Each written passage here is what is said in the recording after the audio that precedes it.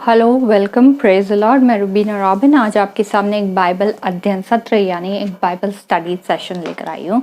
घबराइए नहीं, मैं आपको बोर नहीं करूँगी, ना ही कोई उपदेश दूंगी, क्योंकि बाइबल ऐसा करने को मना करती है। फिर वो लोग कौन है जो एक वचन लेकर आधे घंटे तक बोलते रहते या 1 घंटे का प्रवचन देते रहते, मैं नहीं जानती। लेकिन बाइबल ऐसे लोगों के विषय में क्या कहती है वो मैं अवश्य जानती हूँ, और वो मैं आपको बता सकती हूँ आने वाले सत्रों में। कई लोग बाइबल पढ़ते हैं लेकिन समझ नहीं पाते, इसलिए नहीं कि उनमें ज्ञान की कमी है, वरन इसलिए क्योंकि वो बाइबल को ठीक तरीके से विभाजित नहीं कर पाते। परमेश्वर ने आपको पूरी बाइबल पढ़ने के लिए दी है, लेकिन केवल इस समय का सुसमाचार, नए नियम का सुसमाचार ही इस समय में आपके और मेरे जीवन में लागू होगा। आपको ये जानना समझना आवश्यक है कि आप बाइबल की समय रेखा के अनुसार, ये एक समय रेखा बाइबल की मैंने बनाई है, बाइबल की समय रेखा के अनुसार आप कहाँ पर हैं। हम लोग फिलहाल यहाँ पर हैं, जिसे कहते हैं विश्वास का पतन। हम इस समय में हैं बाइबल की समय रेखा के अनुसार। अगले सेशन में हम देखेंगे कि बाइबल को सही तरीके से विभाजित कैसे करना है। इस सेशन में इससे पहले हम देखेंगे कि बाइबल क्यों, कहने का मतलब ये है कि कई लोग बाइबल की सत्यता पर भी तर्क वितर्क करते हैं। कौन है ये लोग? ये लोग सब वही ढोंगी लोग हैं जो बड़ी बड़ी चंगाई प्रार्थनाएं आयोजित करते हैं और ढोंग करते हैं। कहाँ है वो सब बाबा और माताएं? कोरोना के लिए चंगाई प्रार्थनाएं नहीं लेंगे, ये लोग नहीं लेंगे, क्योंकि ये लोग सब ढोंगी है। बाइबल कहती है कि ये सब प्रेरितों के कार्य थे। प्रेरितों के कार्य एक पुस्तक है बाइबल में, जिसमें यीशु मसीह के जो शिष्य थे वो उनके मरने के पहले शिष्य कहलाते थे, उनके मरने के बाद प्रेरित कहलाए। उनके जो चमत्कारिक कार्यों का वर्णन है उस पुस्तक में है, जिसका नाम है प्रेरितों के कार्य। मैं ये नहीं कहती कि आपको चंगाई नहीं मिलती, आपको चंगाई मिलती है यीशु मसीह के संपन्न किए हुए कार्य में विश्वास करने से और प्रार्थना से। लेकिन कोई व्यक्ति अगर ये दावा करता है कि उसके आपके सर पे हाथ रखने से आप चंगे होते हैं, तो वो व्यक्ति ढोंगी है, और ऐसे लोगों से बच के रहिए। चलिए हम इस विषय पे आगे बढ़ते हैं कि बाइबल के सत्य और तथ्य। बाइबल अपना प्रमाण खुद देती है। पहला प्रमाण तो ये है कि बाइबल अपना प्रमाण खुद देती है। खुद कैसे प्रमाण देती है? बाइबल की कुल पुस्तकों की संख्या जो है 66 है, 66 बुक्स है, जो 40 भविष्यवक्ताओं ने अलग अलग समय पर लिखी थी। बाइबल के लिखने का जो समय है वो 1492 ईसा पूर्व से लेकर 100 ईस्वी तक का है। ये 1600 वर्षों का समय है।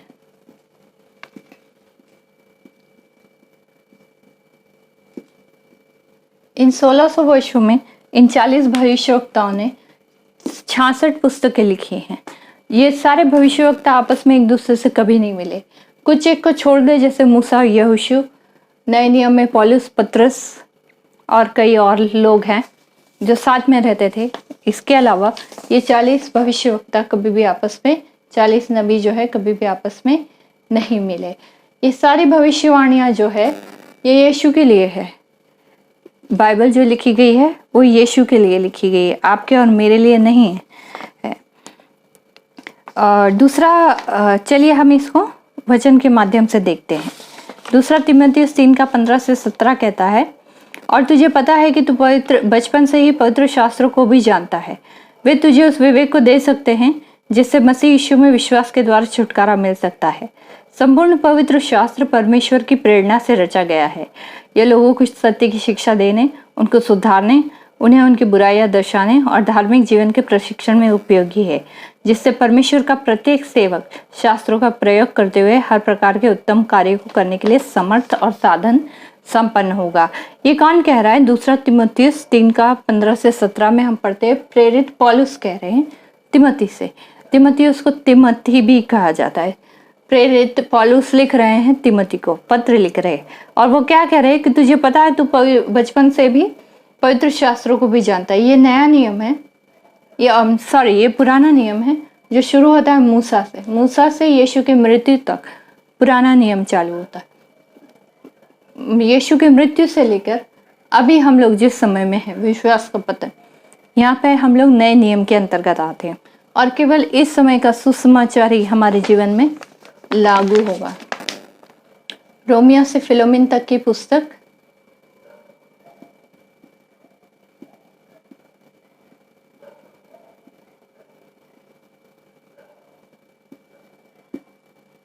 जो पॉलुस ने लिखी है वो हमारे जीवन में इस समय में, मतलब ये जो समय है इसे चर्च युग कहा जाता है,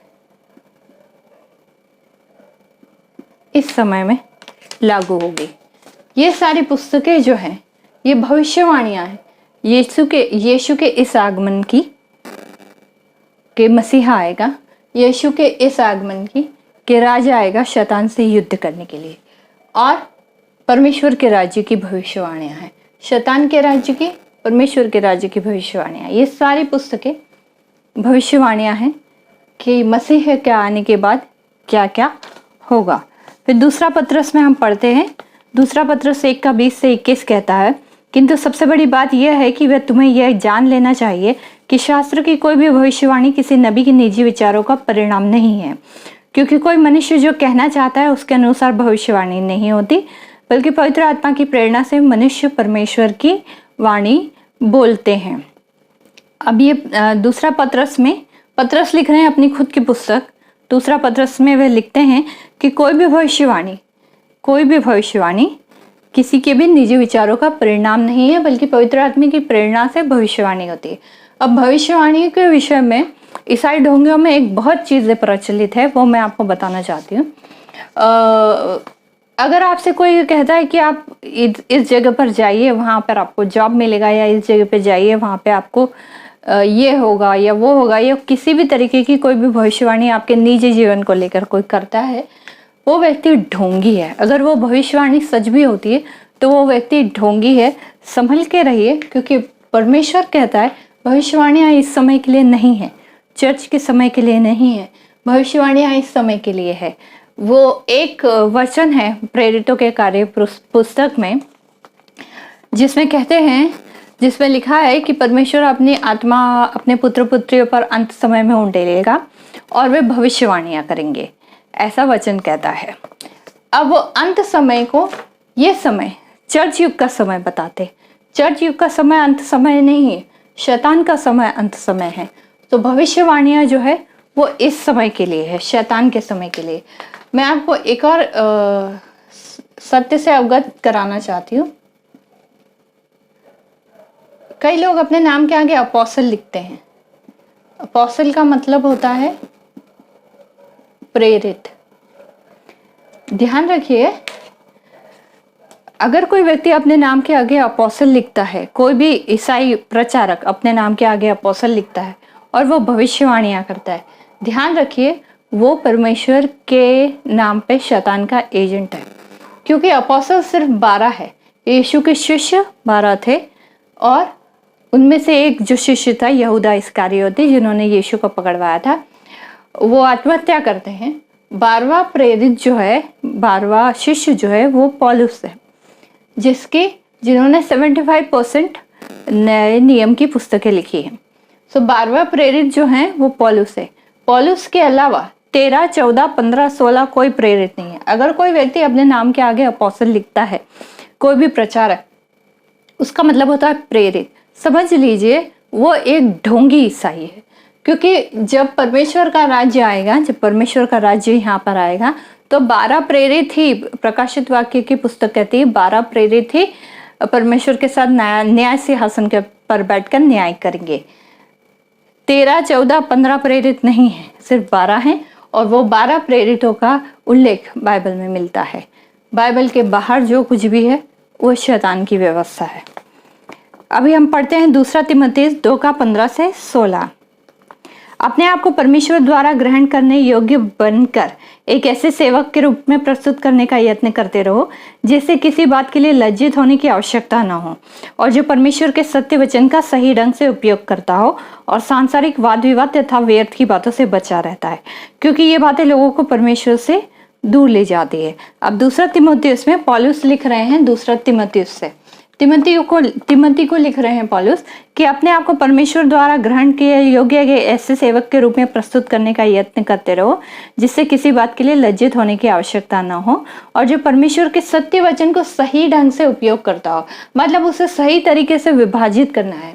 हम लोग अभी आदम के युग में नहीं हैं, इसलिए आदम की व्यवस्था हमारे ऊपर लागू नहीं होती। हम लोग अब्राहम के समय में भी नहीं है, हम लोग मूसा के समय में भी नहीं है।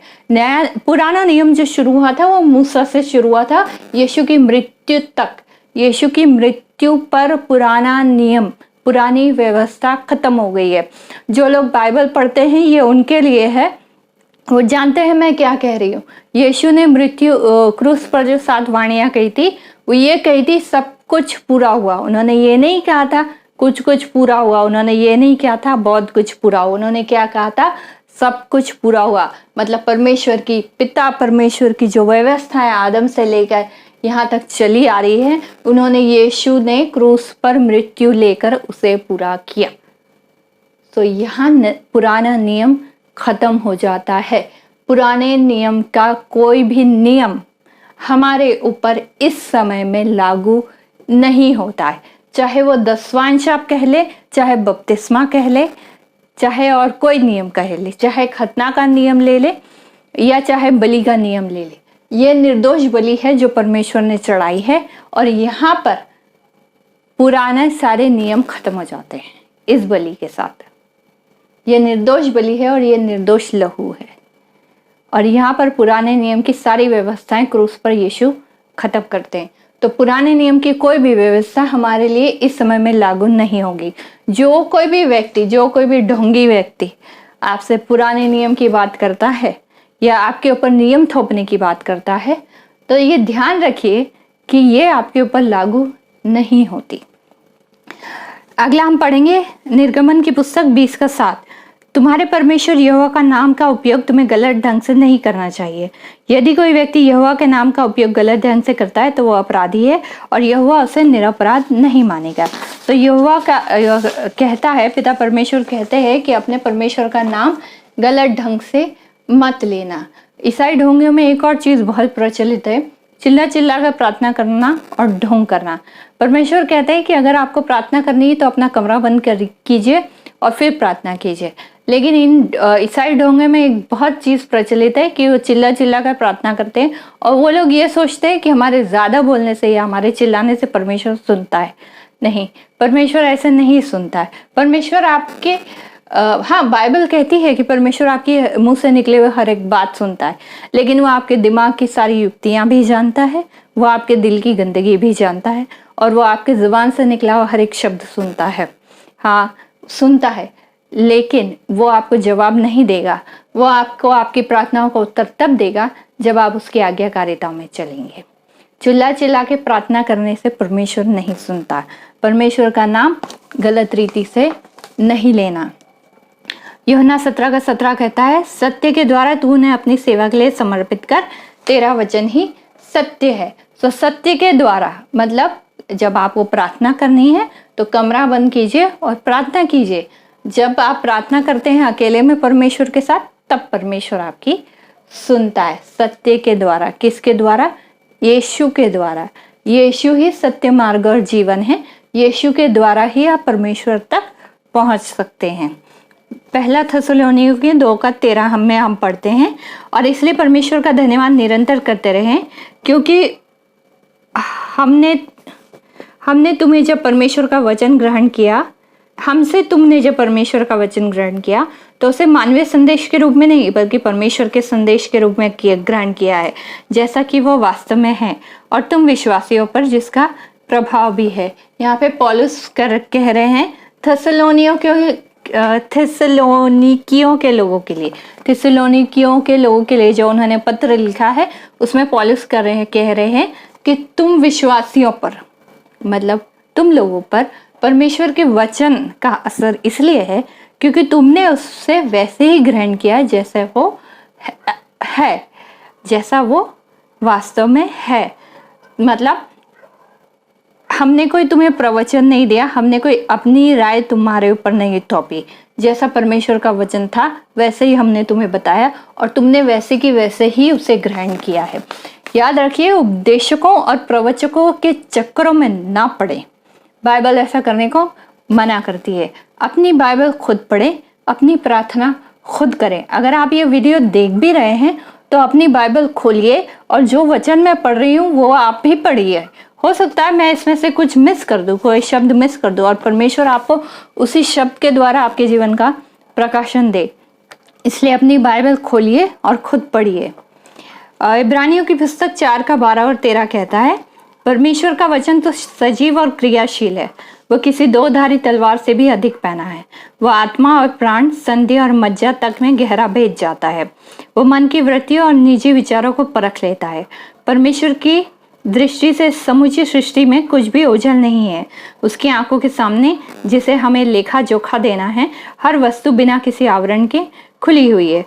तो यहाँ पे इब्रानियों की पुस्तक में पौलुस क्या कह रहे हैं? पौलुस इब्रानियों की पुस्तक में कह रहे हैं कि परमेश्वर का वचन तो सजीव और क्रियाशील है। वचन कौन है? यूहन्ना 1:1 कहता है वचन यीशु है, वचन देहधारी हुआ है। सो यीशु मरा, गाड़ा गया, जी उठा। अब यहाँ पे इब्रानियों की पुस्तक में क्या कह रहे हैं कि परमेश्वर का वचन तो सजीव और क्रियाशील है, मतलब यीशु तो सजीव और क्रियाशील है, वो अभी स्वर्ग में है। वह आत्मा और प्राण, संधि और मज्जा तक गहरा भेद जाता है। उसकी आंखों के सामने सब चीज बिना किसी आवरण के खुली हुई। कहने का मतलब ये है कि परमेश्वर के सामने सब चीजें नग्न है। वो आपके दिमाग की हर एक युक्ति, आपके दिल की हर एक गंदगी, आपके मुंह से निकला हुआ हर एक शब्द जानता है। तो ये हुआ वचन कि बाइबल खुद प्रमाण है कि बाइबल सही है। यहाँ पे यीशु के बारे में जो भविष्यवाणियां हुई थी, दूसरा जो है प्रमाण जो है वो यीशु खुद है। यीशु के बारे में पुराने नियम में लगभग 354 भविष्यवाणियां यहाँ पे हुई थी इस आगमन को लेकर कि मसीह आएगा, उद्धार करता आएगा। इस आगमन को लेकर 354 भविष्यवाणियां की गई थी, जो सभी यहाँ पर सही साबित हुई है। कैलेंडर अगर जो हम हमारा देखते हैं, कैलेंडर, समय, काल, नियम, तारीख सब यीशु के आगमन से बदल गया। यीशु जब आया था तो 0 AD 0 ईस्वी में आए। इसके पहले का समय ईसा पूर्व कहलाता है, इसके बाद का समय, यीशु के मरने के बाद का समय ईस्वी कहलाता है। तो समय, काल, तारीख, नियम सब कुछ यीशु के आगमन और मृत्यु से बदल गए हैं। ठीक है। दूसरा प्रमाण है यीशु। इसमें हम पढ़ते हैं, तुमने नाशवंत बीज से एक पत्रस का पहला पत्रस 1 का 23 से 25 हम पढ़ते हैं। तुमने नाशवंत बीज से पुनर्जीवन प्राप्त नहीं किया, बल्कि यह उस बीज का परिणाम है जो अमर है। तुम्हारा पुनर्जन्म परमेश्वर के उस सुसंदेश से हुआ है जो सजीव और अटल है। क्योंकि शास्त्र कहता है, सभी प्राणी घास की तरह है और उनकी सच धज जंगली फूल की तरह है।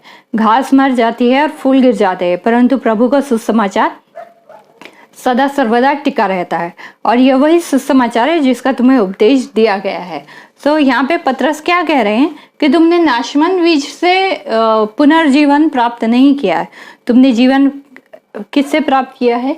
यीशु से प्राप्त किया है, उस बीज से प्राप्त किया है जो अमर है।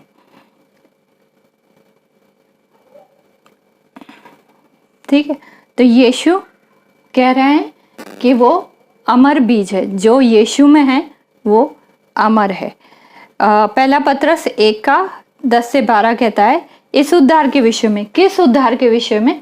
इस उद्धार के विषय में उन नबियों ने, किन नबियों ने? इन सारे नबियों ने बड़े परिश्रम के साथ खोजबीन की है और बड़ी सावधानी के साथ पता लगाया है, जिन्होंने तुम पर प्रकट होने वाले अनुग्रह के संबंध में भविष्यवाणी की थी। किन पर प्रकट होने वाले? हम पर प्रकट होने वाले अनुग्रह के संबंध में। पुत्र का अनुग्रह, परमेश्वर का अनुग्रह मूसा तक था, आदम से मूसा तक परमेश्वर का अनुग्रह, पिता का अनुग्रह कार्य करता था। मूसा से यीशु की मृत्यु तक पुराना नियम, यीशु की मृत्यु से यीशु के आने तक, दूसरे आगमन तक, दूल्हे के आने तक पुत्र का अनुग्रह, पुत्र के अनुग्रह के अंतर्गत हम लोग अभी फिलहाल हैं। सो इस उद्धार के विषय में, किस उद्धार के विषय में? इस उद्धार के विषय में उन नबियों ने, इन सारे नबियों ने, इन सारे भविष्यवक्ताओं ने बड़े परिश्रम के साथ खोजबीन की है और बड़ी सावधानी के साथ पता लगाया है, जिन्होंने तुम पर प्रकट होने वाले अनुग्रह के संबंध में भविष्यवाणियां यहाँ पर कर दी थी। उन नबियों ने मसीह की आत्मा से यह जाना जो मसीह पर होने वाले दुखों को बता रही थी, मृत्यु और इन दुखों के बाद प्रकट होगी, और महिमा जो इन दुखों के बाद प्रकट होगी, मतलब पुनरुत्थान। यह आत्मा उन्हें बता रही थी। कौन आत्मा? पवित्र आत्मा उन्हें बता रही थी जब वो लिख रहे थे भविष्यवाणियां। यह बातें इस दुनिया पर कब होंगी और तब इस दुनिया का क्या होगा, उन्हें यह दर्शा दिया गया था कि उन बातों का प्रवचन करते हुए वे स्वयं अपनी सेवा नहीं कर रहे थे, बल्कि तुम्हारी कर रहे थे। ये बातें स्वर्ग से भेजे गए पवित्र आत्मा के द्वारा तुम्हें सुसमाचार का उपदेश देने वाले माध्यमों से बता दी गई थी। और उन बातों को जानने के लिए तो स्वर्गदूत भी तरसते थे। मतलब ये जो प्लानिंग थी, ये जो योजना थी परमेश्वर की, ये स्वर्गदूत भी नहीं जानते थे कि यहाँ पर क्रूस पर क्या होने वाला है। क्रूस पर यीशु की मृत्यु और यीशु का पुनरुत्थान जब हुआ, जब यीशु क्रूस पर मरा, जब यीशु ने क्रूस पर अपना लहू बहाया, 3 दिन वो कब्र में रहा, तीसरे दिन वो जी उठा, तीसरे दिन लहू लेकर जब वो स्वर्ग में गया, निर्दोष लहू लेकर जब वो स्वर्ग में गया, तब लोग स्वर्गदूतों को पता चला कि परमेश्वर ने क्या किया है। परमेश्वर ने अपना अनुग्रह लोगों पर प्रकट किया है। तो दूसरा प्रमाण है यीशु, ये निर्दोष बलि है। अब इसके बाद बलि की आवश्यकता नहीं है। तो बलि के नियम की आवश्यकता नहीं है। ये अंतिम बलि है जो परमेश्वर ने चढ़ाई है, किनके लिए? लोगों के उद्धार के लिए। तो दूसरा प्रमाण है यीशु के बाइबल सत्य है। तीसरा प्रमाण है यहूदी, इज़राइल। अब ये देखने वाली बात है और ये समझने वाली बात है कि यहूदी और इज़राइल प्रमाण कैसे है। पहले हम देखते हैं उत्पत्ति की पुस्तक 12 का 1 से 3 हम पढ़ते हैं। उत्पत्ति की पुस्तक 12 का 1 से 3 कहता है, यहोवा ने अब्राहम से कहा, अपने देश और अपने लोगों को छोड़ दो, अपने पिता के परिवार को छोड़ दो और उस देश जाओ जिसे मैं तुम्हें दिखाऊंगा। मैं तुम्हें आशीर्वाद दूंगा, मैं तुझसे एक महान राष्ट्र बनाऊंगा, मैं तुम्हारे नाम को प्रसिद्ध करूंगा, लोग तुम्हारे नाम का प्रयोग दूसरों के कल्याण के लिए करेंगे। मैं उन लोगों को आशीर्वाद दूंगा जो तुम्हारा भला करेंगे, किंतु उनको दंड दूंगा जो तुम्हारा बुरा करेंगे। पृथ्वी के सारे मनुष्यों को आशीर्वाद देने के लिए मैं तुम्हारा उपयोग करूंगा। अब तीसरा प्रमाण है यहूदी। यहूदी क्यों इसका प्रमाण है? क्योंकि परमेश्वर ने अब्राहम से वाचा बांधी थी। सिर्फ एक ही धर्मी मनुष्य था उस समय पे जो परमेश्वर के साथ चलता था, और वो था अब्राहम। और परमेश्वर ने अब्राहम से वाचा बांधी थी, मतलब कवनेंट, अग्रीमेंट किया था, एक वादा किया था कि मैं तेरे और तेरे वंशजों के साथ पृथ्वी के छोर तक रहूंगा, उन्हें नहीं छोड़ूंगा करके, और मैं तुझे एक महान राष्ट्र बनाऊंगा, इज़राइल। अब्राहम और सारा से उन्होंने वाचा बांधी थी।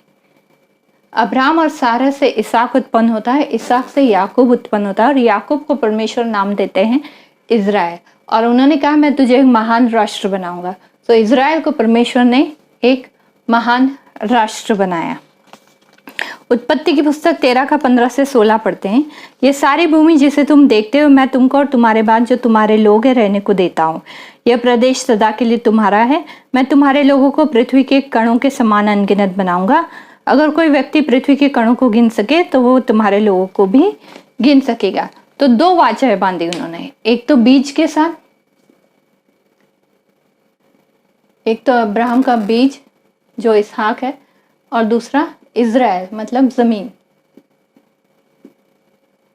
तो परमेश्वर ने 2 वाचाएं बांधी अब्राहम के वंशजों के लिए कि ये जमीन मतलब जो इज़राइल है वो तेरे और तेरे वंशजों के लिए, मतलब इसहाक के वंशजों के लिए, इसहाक की ब्लड लाइन के लिए हमेशा के लिए मैं देता हूँ, और तेरे बीज को मतलब तेरे वंशजों को मैं पृथ्वी के छोर तक नहीं त्यागूंगा।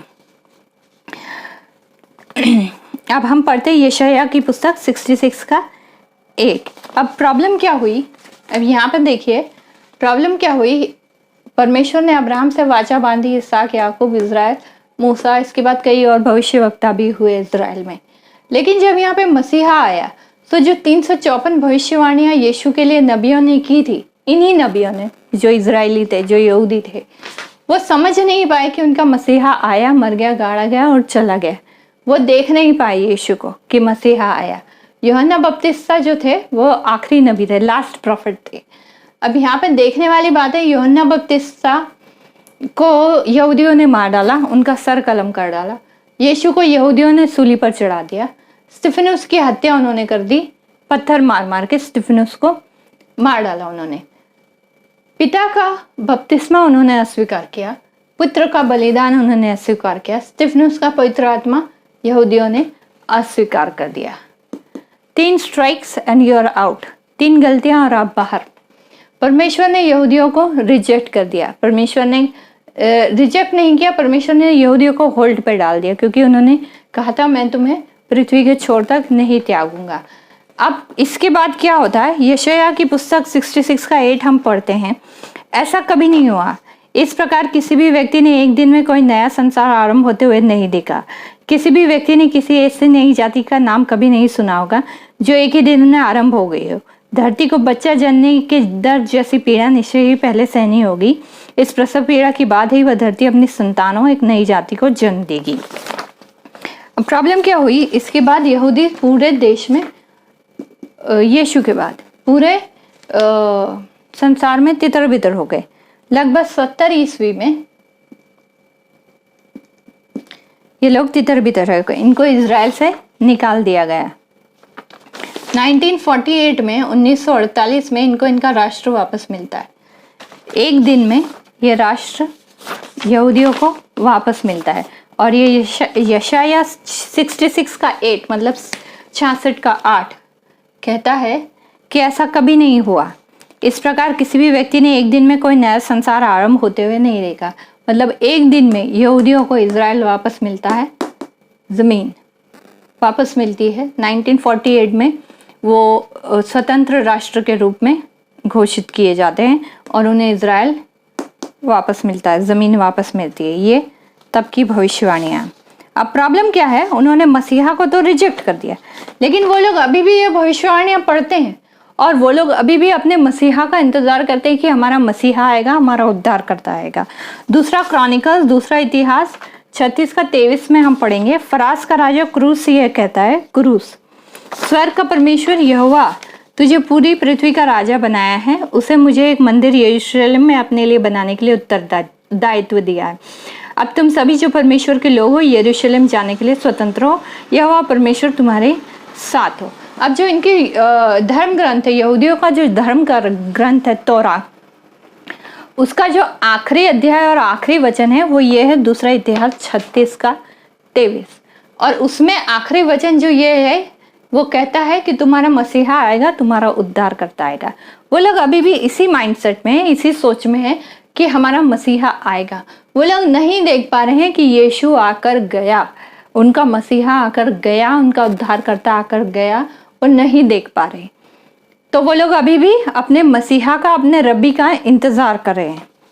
रोमियो की पुस्तक 11 का 25 से 29 कहता है। अब यहाँ पे पौलुस, प्रेरित पौलुस लिख रहे हैं रोमियो को। प्रेरित पौलुस का पत्र है रोमियो के नाम। हे भाइयों, मैं तुम्हें इस छिपे हुए सत्य से अनजान नहीं रखना चाहता, छिपे हुए सत्य से, कि तुम अपने आप को बुद्धिमान समझने लगो कि इजराइल के कुछ लोग ऐसे ही कठोर बना दिए गए और ऐसे ही कठोर बने रहेंगे तब तक कि काफी गैर यहूदी परमेश्वर के परिवार का अंग नहीं बन जाते। तो मैं तुम्हें इस रहस्य से, प्रेरित पौलुस कह रहे हैं, अनजान नहीं रखना चाहता। क्या रहस्य? इजराइल का रहस्य, कि इजराइल के ऐसे लोग ऐसे ही कठोर बना दिए गए हैं और ये लोग ऐसे ही कठोर बने रहेंगे जब तक काफी गैर यहूदी मतलब अन्य जाति, हम लोग अन्य जाति हैं, हम लोग यहूदी नहीं हैं। परमेश्वर के लिए 2 जातियां हैं, यहूदी, अन्य जाति। हम लोग अन्य जाति हैं। गैर यहूदी, जब तक गैर यहूदी परमेश्वर का के परिवार का अंग नहीं बन जाते, और इस तरह समूचे इजराइल का उद्धार होगा, जैसा कि शास्त्र कहता है, जैसा कि भविष्यवाणियां कहती है। वह याकूब के परिवार से सभी बुराइयां दूर करेगा, कि उद्धार करने वाला सियोन से आएगा, सियोन से आएगा और याकूब के परिवार की सभी विपत्तियां दूर करेगा। मेरा यह वाचा उसके साथ तब होगा जब मैं उसके पापों को हर लूंगा। जहां तक सुसमाचार का प्रश्न है, जहां तक सुसमाचार का प्रश्न है, जो हमारे लिए सुसमाचार है वो रोमियो से फिलोमिन तक का है। जहां तक सुसमाचार का प्रश्न है, संबंध है, वे तुम्हारे हित में परमेश्वर के शत्रु है। किनके हित में? अन्य जातियों के हित में इजरायली लोग परमेश्वर के शत्रु है, तुम्हारे शत्रु है। क्यों शत्रु है? क्योंकि वो मानते ही नहीं कि यीशु उनका मसीहा है, तो सुसमाचार के संबंध में वो आपके शत्रु है। किंतु जहां तक परमेश्वर द्वारा उनके चुने जाने का संबंध है, वे उनको पुरखों को दिए वचन के अनुसार परमेश्वर के प्यारे हैं। परमेश्वर के द्वारा उनके चुने जाने का संबंध है, वे उनको पुरखों के दिए हुए वचन के अनुसार परमेश्वर के प्यारे। किसके वचन के अनुसार? अब्राहम को दिए हुए वचन के अनुसार जो यहूदी लोग हैं वो परमेश्वर को प्यारे हैं। क्योंकि परमेश्वर जिसे बुलाता है और जिसे वो देता है उसकी तरफ से वो अपना मन कभी नहीं बदलता। परमेश्वर झूठ नहीं बोलता। कहने का मतलब ये है, जब उसने अब्राहम से वाचक बांधी थी कि वो उसके वंशजों को नहीं छोड़ेगा पृथ्वी की छोर तक, तो वो नहीं छोड़ेगा। दूसरा थिस्सलुनीकियों 2:3-4 में हम पढ़ेंगे, कोई भी तुम्हें किसी रीति से भटकाने ना पाए। मतलब किसी भी रीति के प्रवचन या उपदेश में मत आइए, क्योंकि यह उस समय तक नहीं होगा। क्या नहीं होगा? इज़राइल से परमेश्वर डील तब तक नहीं करेगा कि इसके पहले विनाश का पतन ना हो जाए, विश्वास का पतन ना हो जाता है। कि इसके पहले विश्वास का पतन नहीं हो जाता। मतलब बहुत सारे ढोंगी लोग सुसमाचार को लेके अलग अलग बातें करेंगे, अलग अलग रीति से आपको भटकाएंगे, लेकिन आपको ये समझना जरूरी है कि आपके समय के लिए क्या सुसमाचार लागू होगा। तथा पाप का पुत्र जो विनाश का पुत्र है प्रकट ना हो जाए। ये शैतान के बारे में कहा जा रहा है। शैतान का राज्य जो है वो 7 वर्ष का होगा। 7 वर्ष का विपत्ति का समय है। इसे याकूब की विपत्ति का समय भी कहा जाता है। मतलब इज़राइल, मतलब इसे कहते हैं पाप का पुत्र।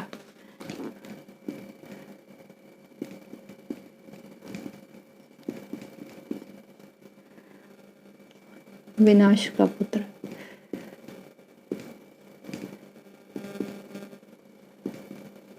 दो अलग अलग बातें शैतान के लिए लिखी है, पाप का पुत्र और विनाश का पुत्र।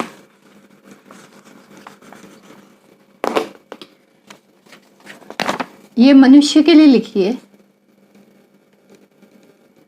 और ये शैतान है। दो अलग अलग बातें लिखी है। सो यहाँ पे परमेश्वर क्या कह रहा है? कोई तुम्हें किसी रीति से भटकाने ना पाए। मतलब शैतान का समय तब तक नहीं आएगा जब तक विश्वास का पतन नहीं हो जाता। और पाप का पुत्र जो विनाश का पुत्र है, जो शैतान का पुत्र है, प्रकट ना हो। मतलब ये अपने आप को डिक्लेयर करेगा, ये अपने आप को सामने लाएगा। ये मनुष्य का रूप रहेगा, लेकिन ये मनुष्य के रूप में शैतान का एजेंट रहेगा और ये शैतान अपने आप को प्रकट करेगा। ये 3.5 साल का समय है जो शैतान का समय है।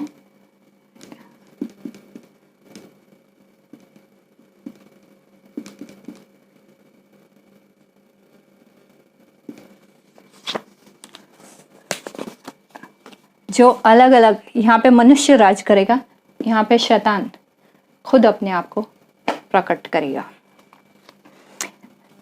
वह हर एक तथाकथित ईश्वरीय आराधना योग्य वस्तु का विरोध करता तथा अपने आप को इन सब से ऊपर करता है कि वो स्वयं को परमेश्वर बताते हुए परमेश्वर के मंदिर में ऊंचे स्थान पर जा बैठे। तो वो अपने आप को परमेश्वर बताएगा कि मैं परमेश्वर हूँ, और वो यहाँ पर इज़राइल के मंदिर में, यरूशलेम के मंदिर में जाके बैठेगा यीशु बनकर। अगर आपको कोई ये कहता है, बाइबल में लिखा है कि देखो यीशु यहाँ पर है या वहाँ पर है, तो उस पर भरोसा न करें, क्योंकि यीशु तब तक नहीं आएगा जब तक शैतान अपने आप को प्रकट नहीं कर लेता। जब शैतान अपने आप को प्रकट करेगा, यीशु आएगा दूल्हे के रूप में। वो अपने दुल्हन मतलब विश्वासियों को, जो यहूदी हैं, गैर यहूदी है, जो भी यीशु पर विश्वास करेगा, उन्हें वो ले जाएगा। यहाँ पे पवित्र आत्मा उठा ली जाएंगी। यहाँ पे सारी पुस्तकें जिनमें यीशु के बारे में भविष्यवाणियां हैं, बाइबल, तौरा, कुरान और 2 पुस्तकें मुझे पता नहीं है, अगर आपको पता हो तो मुझे बताएं, उठा ली जाएंगे। तब परमेश्वर जब शैतान का समय आएगा, अपने पुत्र पुत्री पर अपनी आत्मा उंडेलेगा, तब वो भविष्यवाणियां करेंगे। भविष्यवाणियां इस समय के लिए है, इस समय के लिए नहीं है। इस समय में अगर कोई भविष्यवाणी करता है कि परमेश्वर मुझे ये बता रहा है, परमेश्वर मुझे वो बता रहा है, नहीं। बाइबल में इस समय की भविष्यवाणियों का कोई जिक्र नहीं है। अब हम पढ़ते हैं सपन्या की पुस्तक। सपन्या की पुस्तक 3:8 कहता है, यहोवा ने कहा है, अतः तनिक प्रतीक्षा करो मेरे खड़े होने और अपने न्याय किए जाने के लिए मेरी प्रतीक्षा करो। अनेक राष्ट्रों के लोगों को लाने और तुमको दंड देने के लिए मैं उनका उपयोग करने का निर्णय मेरा है। मैं उन लोगों का उपयोग अपना क्रोध तुम्हारे विरुद्ध प्रकट करने के लिए करूंगा। मैं उनका उपयोग ये दिखाने के लिए करूंगा कि मैं कितना शुद्ध हूँ और यहूदा का पूरा प्रदेश नष्ट नहीं होगा। यहूदा मतलब इज़राइल का पूरा प्रदेश। तो परमेश्वर क्या कह रहा है, थोड़ी प्रतीक्षा करो, मैं यहूदियों से फिर डील करूंगा, यहूदियों से फिर प्रकट करूंगा अपनी महिमा यहूदियों के ऊपर। कब? शैतान के राज्य में वो उन्हें प्रवेश करवाएगा, क्योंकि उन्होंने यहाँ पे मसीह को रिजेक्ट कर दिया, मसीह को त्याग दिया। तो मसीह को जो त्यागेगा वो यहाँ पे मसीह के साथ नहीं जाएगा। अविश्वासी लोग और ढोंगी लोग शैतान के राज्य में प्रवेश करेंगे और यहूदा का इजरायली शैतान के राज्य में प्रवेश करेंगे। लेकिन वो उन्हें विनाश नहीं करेगा। उन्होंने क्या कहा, यहूदा का पूरा प्रदेश नष्ट नहीं होगा। तो यहूदियों को तो परमेश्वर बचा लेगा, क्योंकि यहूदियों से परमेश्वर ने अब्राहम से यहाँ पे वाचा बांधी थी। जो यहाँ पे जितने भी ढोंगी लोग हैं, जो अन्य जाति है, जो ढोंगी लोग हैं और अविश्वासी लोग हैं, जो शैतान के राज्य में प्रवेश करेंगे, उनके लिए एक ही विकल्प होगा, या तो वो अपनी यीशु के लिए जान गंवा दे और परमेश्वर के राज्य में प्रवेश करे। जो शैतान का यहाँ पे चिन्ह नहीं लेगा, जो पशु की छाप अपने सीधे हाथ पे या माथे पर नहीं लेगा, वो परमेश्वर के राज्य में प्रवेश पाएगा, क्योंकि शैतान उसे यहाँ पे मार डालेगा। तो उसके लिए फिर जो यीशु के लहू पे यहाँ भरोसा नहीं करेगा, उसे अपना लहू देकर यहाँ पर कीमत चुकानी पड़ेगी परमेश्वर के राज्य में प्रवेश करने के लिए। और जो शैतान की छाप अपने सर पर या सीधे हाथ पर ले लेगा, तो वो तो वैसे भी मरेगा। शैतान के साथ तो कोई भी जीवन प्राप्त नहीं कर सकता। प्रकाशित वाक्य 19 का 14 से 16 हम पढ़ते हैं। सफेद घोड़ों पर बैठी स्वर्ग की सेनाएं उसके पीछे पीछे चल रही थी। उसने शुद्ध श्वेत मलमल के वस्त्र पहने थे। अधर्मियों पर प्रहार करने के लिए उसके मुख से एक तेज धार की तलवार बाहर निकल रही थी। वह उन पर लोहे के दंड से शासन करेगा और सर्वशक्ति संपन्न परमेश्वर के प्रचंड क्रोध की धानी में वह अंगूर का रस निचोड़ेगा। उसके वस्त्र तथा उसकी जांघ पर लिखा था, राजाओं का राजा, प्रभुओं का प्रभु। जब यीशु यहाँ पर आएगा शैतान से युद्ध करने के लिए, उस समय का जिक्र है कि जब वो आएगा तब वो सब कुछ नष्ट करेगा और शैतान को भी नष्ट करेगा। लूका की पुस्तक 1 का 31 से 32 हम पढ़ते हैं। सुन, तो गर्भवती होगी, एक पुत्र को जन्म देगी और तू उसका नाम यीशु रखेगी। वो महान होगा और वो परम प्रधान का पुत्र कहलाएगा और प्रभु परमेश्वर उसे उसके पिता दाऊद का सिंहासन प्रदान करेंगे। यीशु के जन्म की भविष्यवाणी है। क्या कह रहे हैं? प्रभु परमेश्वर उसे उसके पुत्र पिता दाऊद का सिंहासन प्राप्त करेगा। यहाँ पे वो दाऊद के सिंहासन पे यीशु राज्य करेगा, शैतान को नष्ट करके। दूसरा थेसलोनिकियों 2 का 7 से 12 कहता है, मैं ऐसा इसीलिए कह रहा हूँ, अब ये पौलुस लिख रहे हैं, प्रेरित पौलुस लिख रहे हैं थेसलोनिकियों के लोगों के लिए। मैं ऐसा इसलिए कह रहा हूँ क्योंकि व्यवस्थाहीनता शैतान की रहस्यमय शक्ति अब भी काम कर रही है। अब कोई इसे रोक रहा है और वो तब तक इसे रोकता रहेगा जब तक उस रोके रखने वाले को रास्ते से हटा दिया नहीं जाता। जब तक यीशु आके विश्वासियों को नहीं ले जाता, यीशु अपनी दुल्हन को शैतान के राज्य में प्रवेश नहीं करवाएगा। यीशु अपनी दुल्हन को यहाँ पे ले जाएगा और तब ही उस व्यवस्थाहीन प्रकट होगा। पर जब प्रभु यीशु अपनी महिमा में फिर प्रकट होगा और उसे मार डालेगा यहाँ पर, तथा अपने पुनरागमन के अवसर पर अपनी उपस्थिति से उसे नष्ट कर देगा। उस व्यवस्थाहीन का आना शैतान की शक्ति से होगा। उस व्यवस्थाहीनता का आना शैतान की शक्ति से होगा तथा वह बहुत बड़ी शक्ति झूठे चिन्हों और आश्चर्य कर्मों तथा हर प्रकार के पापपूर्ण छल प्रपंच से भरा होगा।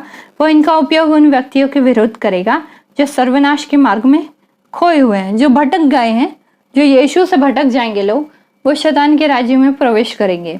वे भटक गए हैं क्योंकि उन्होंने सत्य से प्रेम नहीं किया। सत्य क्या है? यीशु है। सत्य क्या है? यीशु है। झूठ क्या है? शैतान है। इसलिए वे भटक जाएंगे क्योंकि उन्होंने सत्य से प्रेम नहीं किया, कहीं उनका उद्धार न हो जाए। इसलिए परमेश्वर उनमें एक छली शक्ति को कार्यरत कर देगा जिससे वे झूठ में विश्वास करने लगेंगे। इससे उनका विश्वास जो झूठा है उस पर होगा। इससे वे सभी जिन्होंने सत्य पर विश्वास नहीं किया और झूठ में आनंद लेते रहे दंड पाएंगे। तो जो सभी लोग हैं जिन्होंने यीशु पर विश्वास नहीं किया, जिन्हें सच पर विश्वास नहीं किया, वो शैतान के राज्य में प्रवेश करेंगे और दंड पाएंगे। अब यहाँ पे आपको कैसे बचाएंगे, आप कैसे बचा लिए जाएंगे, ये हम आने वाले सत्रों में देखेंगे। लेकिन ये एक बाइबल की समय रेखा है, ये एक बाइबल का सत्य और तथ्य है जो मैंने आपको बताया है। आदम, अब्राहम, मूसा से पुराना नियम शुरू होता है यीशु की मृत्यु तक। यीशु की मृत्यु से नया नियम शुरू होता है यीशु के पुनरागमन तक, दूल्हे के आगमन तक। यहाँ पे विश्वासी लोग उठा लिए जाएंगे शैतान के राज्य आने के पहले। शैतान अपने आप को प्रकट करेगा, उसके पहले विश्वासी मतलब यीशु की दुल्हन जो है वो चली जाएगी। 7 वर्ष का शैतान का राज्य आएगा। इसे याकूब की विपत्ति का समय भी कहा जाता है, मतलब इज़राइल की विपत्ति का समय। इसे दानियल का 70वां सप्ताह भी कहा जाता है।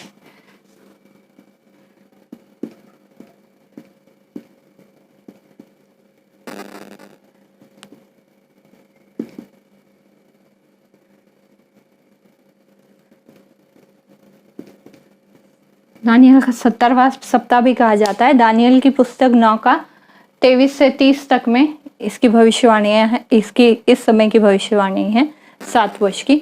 यह हरम-गिदोन का युद्ध, जहाँ पे यीशु शैतान से युद्ध लड़ने के लिए आएगा। ये 1000 वर्ष का परमेश्वर का राज्य, जहाँ पे यीशु दाऊद के सिंहासन पर बैठकर राज्य करेगा। यीशु मारा, गाड़ा गया, तीसरे दिन जी उठा अपने लहू की एक एक बूंद देकर।